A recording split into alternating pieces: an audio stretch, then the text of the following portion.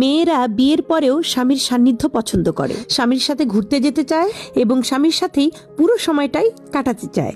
মেয়েদের কাছে স্বামী কখনোই পুরনো হয় না, বাড়িতে স্বামীদের কখনো পরিপাটি হয়ে থাকার প্রয়োজন হয় না। আর এসব নিয়ে মেয়েদের তেমন কোনো মাথা ব্যথাও নেই, কারণ বাড়িতে যদি স্বামী একটা পুরাতন লুঙ্গিও পরে থাকে, মেয়েদের কাছে সবসময় স্বামীকে দেখতে সুন্দরই লাগে। মেয়েরা শুধু চায় হাত থেকে ফোনটা সরিয়ে স্বামী যেন তাকে সময় দেয়, বউয়ের কথা একটু মনোযোগ দিয়ে শুনবে এবং সে নিজেও সুন্দর সুন্দর কিছু কথা বউয়ের সাথে শেয়ার করবে। বাড়িতে হাজারটা কাজ থাকলেও স্ত্রী কিন্তু স্বামীর সাথে গল্প করতে কখনোই ক্লান্ত হয় না, বরঞ্চ সারাদিন পর যখন হাজবেন্ড আসে তাকে মনের জমানো সব কথা বলার জন্য হাঁসফাঁস করতে থাকে। মেয়েরা শুয়ে পড়লেই কিন্তু ঘুম চলে আসে না, বরঞ্চ ঘুমন্ত স্বামীর দিকে চাতক পাখির মতো ঘন্টার পর ঘন্টা চেয়ে থাকতে পছন্দ করে। আর এই পুরো বিষয়টাতে টাকা পয়সারও কোনো হাত নেই, সৌন্দর্যেরও কোনো হাত নেই।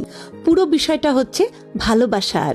স্বামী সুন্দর কিংবা অসুন্দর, টাকাওয়ালা কিংবা গরিব, নতুন বা পুরাতন, এসব সত্যিই ম্যাটার করে না।